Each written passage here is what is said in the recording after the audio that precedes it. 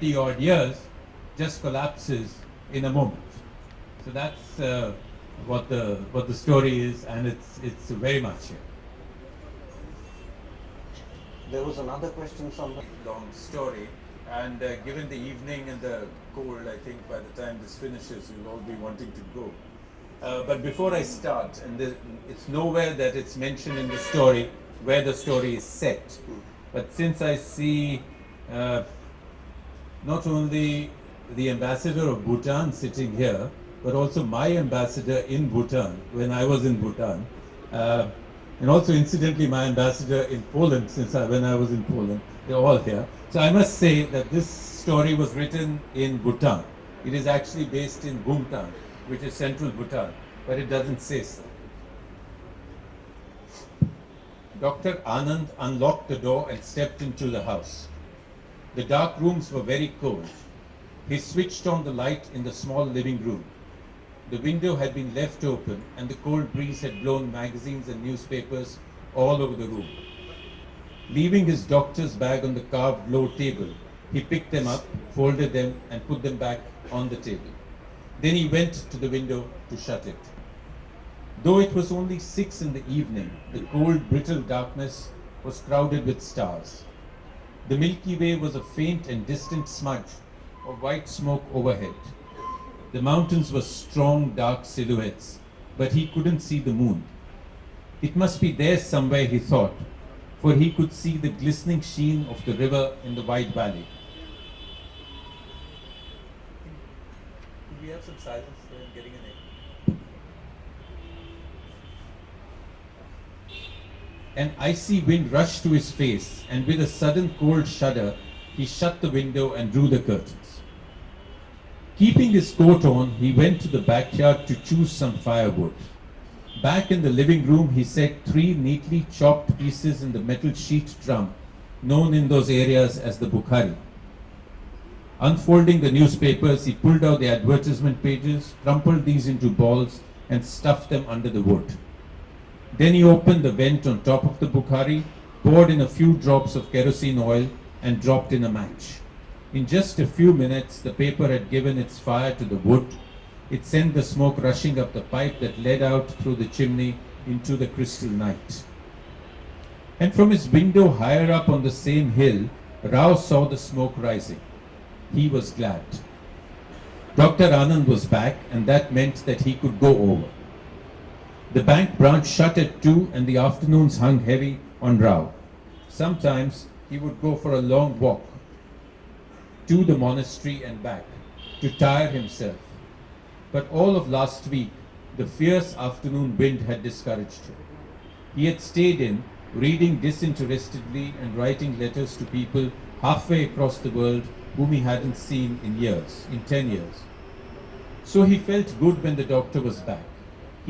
Because whatever you write, you reflect somewhere the deepest part of yourself, the very private part of yourself. How autobiographical are your writings? And a question leading up from there is it possible to write something that one has not experienced, even if remotely? I think the second part of your question is easier to answer. I don't think anybody can write well about something that you haven't seen closely. You may not have experienced it, but you may have seen it very closely. So I think that is important. A close experience of what you are describing. It is possible to write things which are not autobiographical, certainly. For instance, and it's easier in short stories than in a novel, because a novel is very difficult to keep yourself out. When you're writing 300, 400 pages, and most of us love to write about ourselves. So, that comes in very easily. But I find nothing wrong in doing that, because I share with you I was in 1991, my first book had just come out, Folk Tales of Poland, and there was a little function, and it was a complete non-fiction book. And at the book launch, which I had nothing to do with, it was a very small launch, in fact it was at the Polish embassy because it was Folk Tales of Poland. And there was Mulk Rajanand sitting in a corner. And he you know, he was 80 something. He was the king of Indian novelists in English at that stage. And he was sitting alone. So I just sort of sidled up to him and I said, I've done this, but could you please tell me, I want to write a novel. What do I write about? And, you know, one is very naive, sometimes, thankfully. So he took one look at me and he says, write about yourself. So I said, about myself? He said, if you can't write about yourself, how do you think you can write about another person? I really took that to heart. And I thought that, you know, there is so much inside you which you have seen, experienced, thought, dreamt, which you can put into a character. And I see nothing embarrassing about writing about yourself. It is brave to the extent, but you also have to be a bit clever. When people ask you these questions, you have to sort of, you know, be evasive. Whole story? Bits of it. Whatever. Okay, I can. It's do a very quick. short story, so Can you hear me without this? no. Okay. Maybe you can switch it on.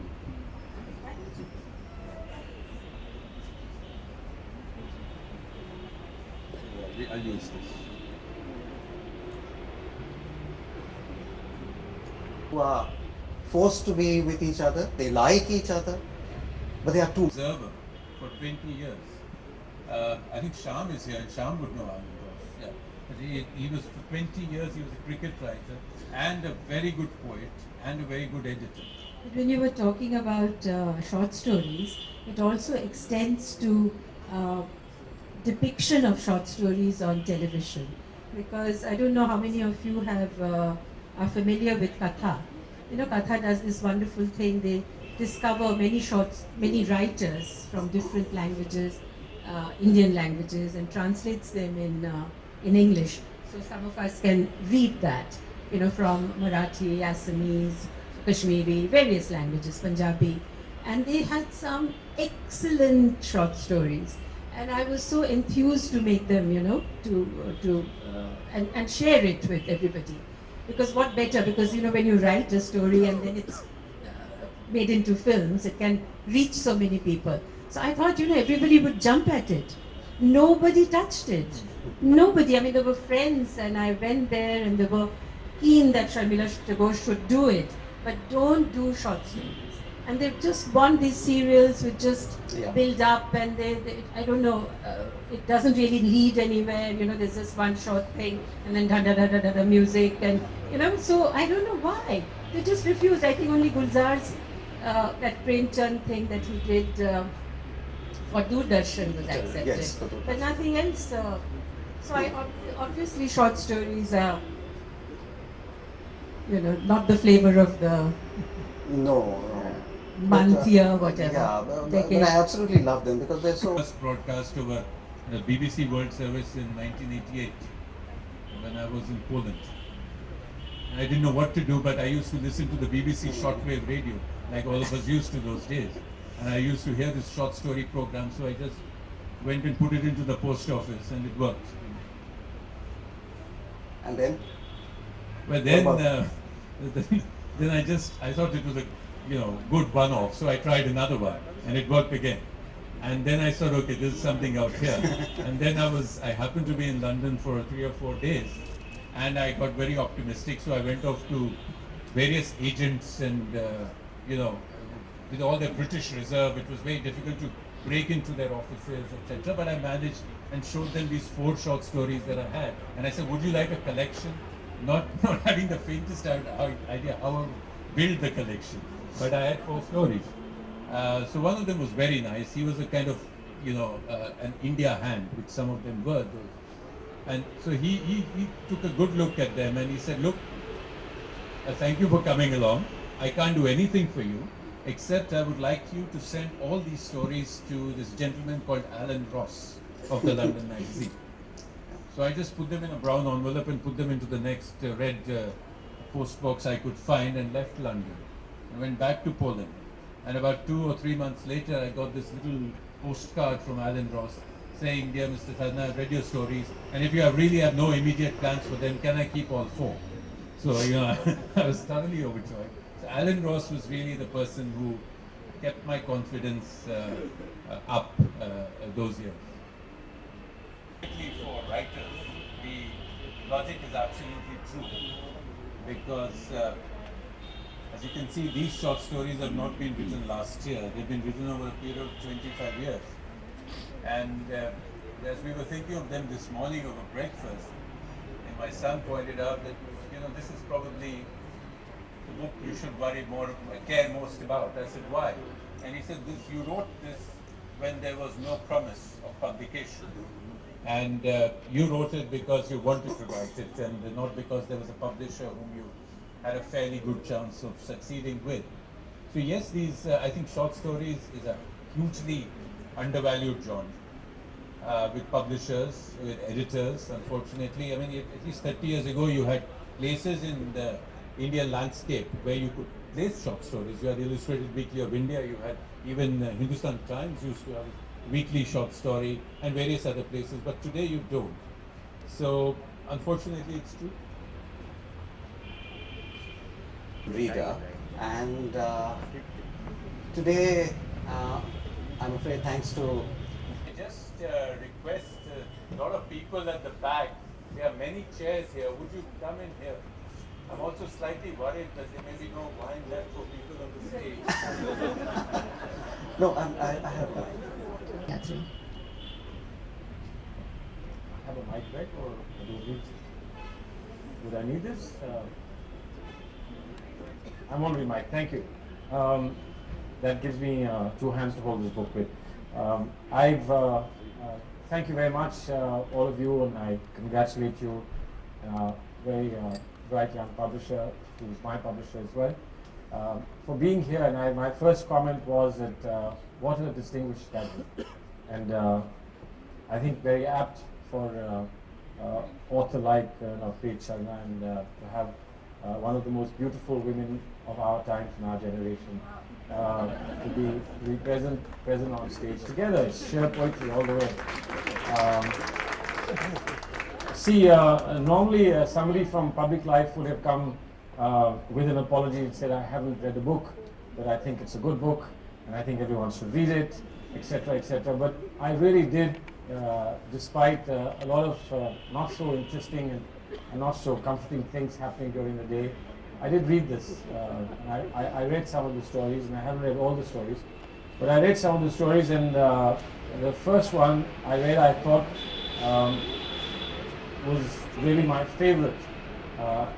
And I think as I read more and more, I find reasons to say, well, that wasn't my favorite, this one is my favorite, but I'll tell you why I think the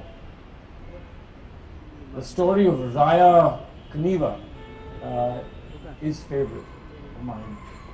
It's a story that in a sense speaks of a winter evening.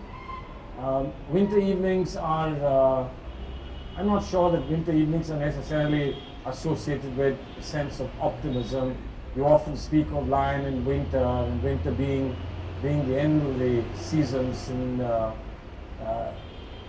you speak of if winter comes, can spring be far behind?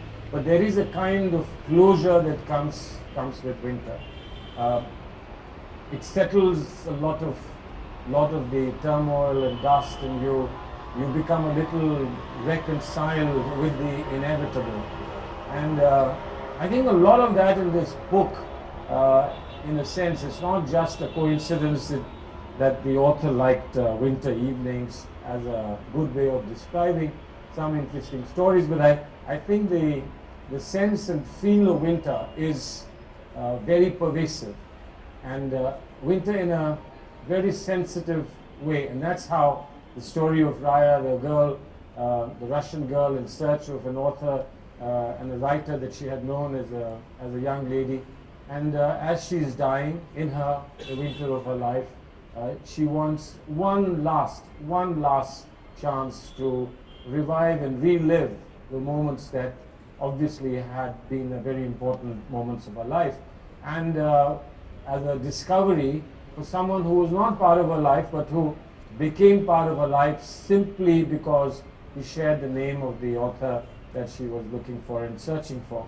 and how human beings, and ordinary human beings, but ordinary human beings who are very nice, who one would like to know, one would like to be friends with, one would like to spend winter evenings with, get to know about each other, discover each other.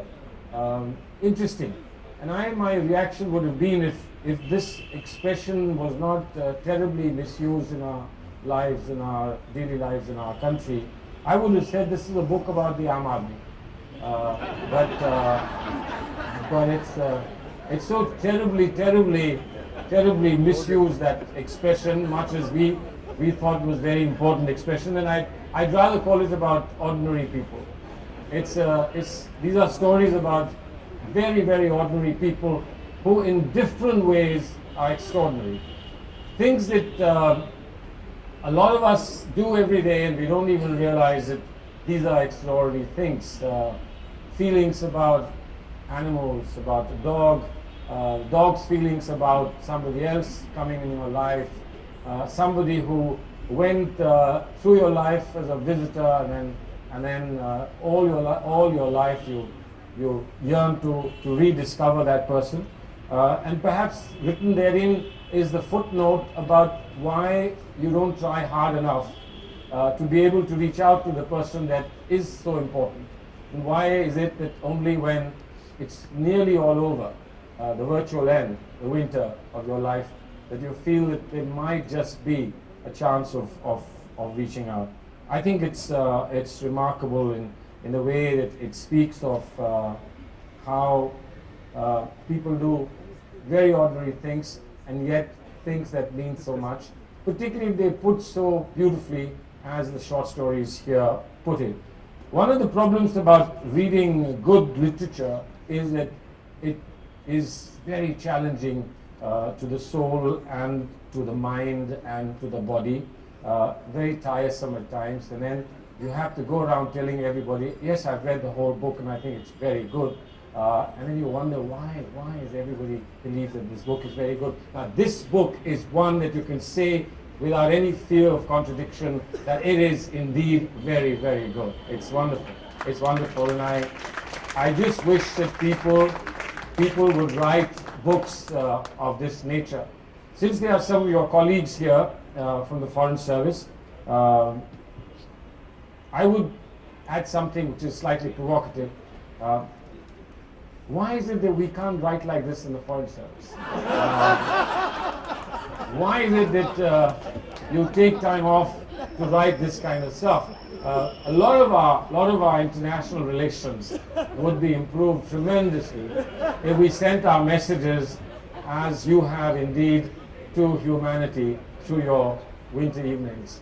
And then truly, if we did that, truly we could have said that this is the winter of our discontent. Made glorious summer by the son of York, by the son of the Foreign Service. So thank you very much. I think it's wonderful. I recommend it to you.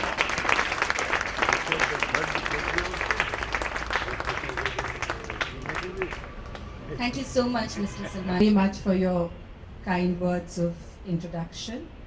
I'm delighted to be here amongst so many known faces, so many friends, and of course releasing Navtej Sarna's new book, Winter Evenings. I've known Navtej now for a pretty long time. I met him first time in Washington, and at that time, with all his embassy work, he was deeply involved with cultural activities, and in fact, he had organized with Smithsonian comprehensive retrospective of all race films, for which I was invited, and that's how we met. And of course, the retrospective was a huge success. But what I personally liked, I don't know if you remember, you helped me source this book, Mandarin, Simone de Beauvoir's book that I had lost, which is a great favorite of mine, and I couldn't find it anywhere, and he made such an effort to find it, and that's how we became friends. And then later, last year, Tiger and I went to Israel when he was the ambassador, where he started, first ever cultural activity of that kind, and I believe now it's become an annual event. So well done, Navtej, wherever he goes. Of course, I knew that he had written a couple of novels, but had no idea that he was actually he started writing with short stories, and he was continuously writing. In fact, I was a subscriber when I read that you wrote for London Magazine, and I was a subscriber to that. So, and I discovered so many writers through that magazine.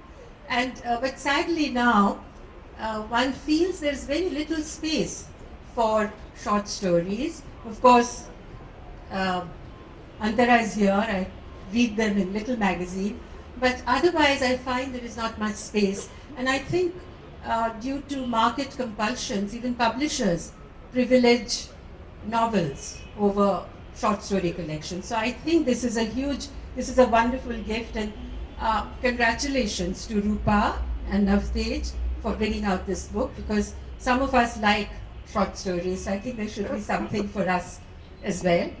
And I have read the book, and actually I like the book very much. It's obviously short story writing, it requires a different kind of discipline, different kind of skills.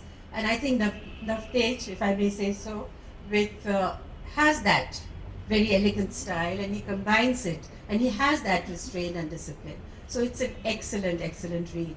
And also, the characters that you choose are so identifiable. They're from ordinary lives. But under his handling, the vicissitudes of their life takes on a kind of extraordinary hue, if I may say that. And they become incredibly interesting. And he says that there's a crucial moments in our lives when we have to take some fundamental decisions. Sometimes a contradiction can get resolved. Lives can get ruined, or sometimes they come together. All these comes through, and it's a very diverse collection, if I may say so. And it all comes through all his stories. But what I really, and also he's got a penchant for quirkiness, right? And he takes us through this journey, where he allows us to glimpse, in fact, allows us to delve deep into these dark side of, dark recesses of human souls, which is very, very fascinating, really, which I kind of liked. But what, as a cinema person, engaged with visuals and images, I love the way he goes about building the backdrop, the location, the mood, and he creates, weaves this very enchanting, magical, moody sense, which is a perfect backdrop, and the stories sort of unfold there. It enriches the stories. So I think that particular aspect I liked very much, because, and also they're so minutely observed, so one knows actually that you've been to those places, and these are sort of first-hand experiences, because you can almost smell the heat and dust of those bazaars in Kalka, the wintry evenings, wintry chill of the faraway mountains and the swanky, suave cities of distant Europe.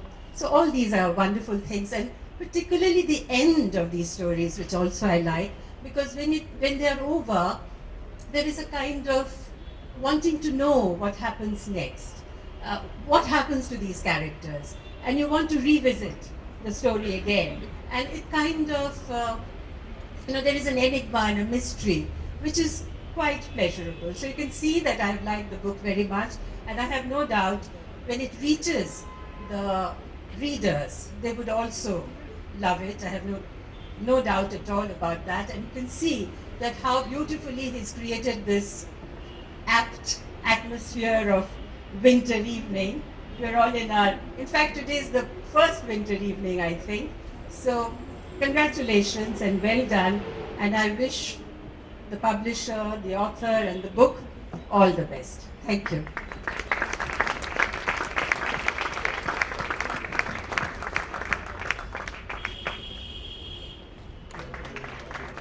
It is all that. Seriously, thank you. More intoxicating than wine itself.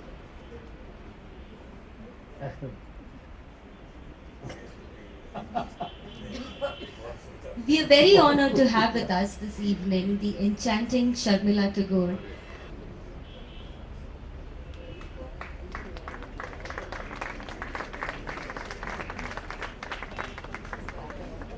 Which one? How much? I would now request Mr. Kapish Mehra, Managing.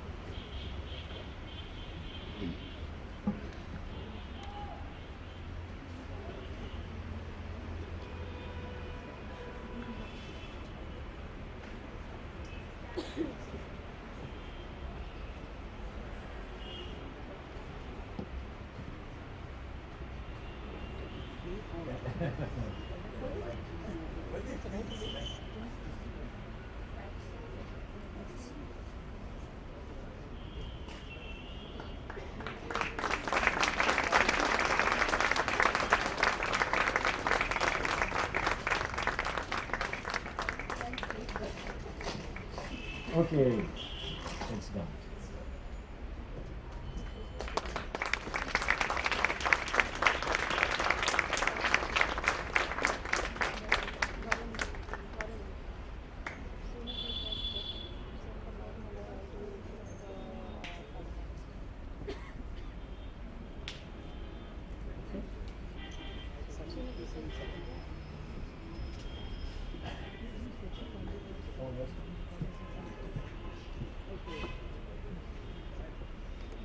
I would now request. Is on the verge of releasing a new one.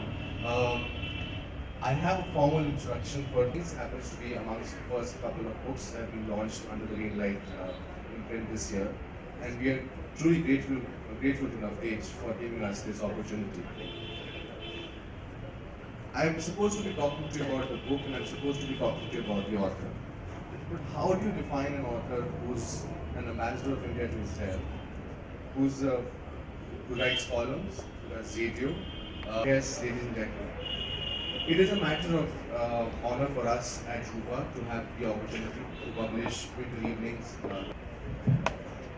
Thanks, Aishwarya. Very good evening to the Honorable Minister for Foreign.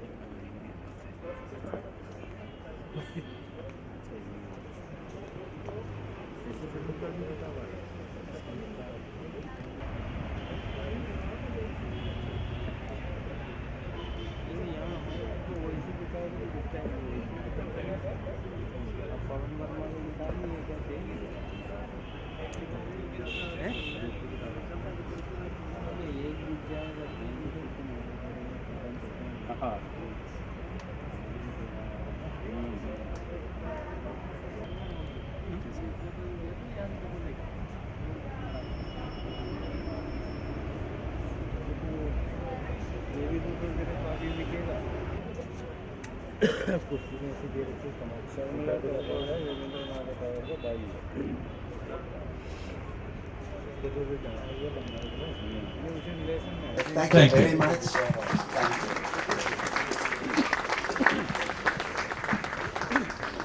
Thank you, Ms. Sharmila Tagore, for your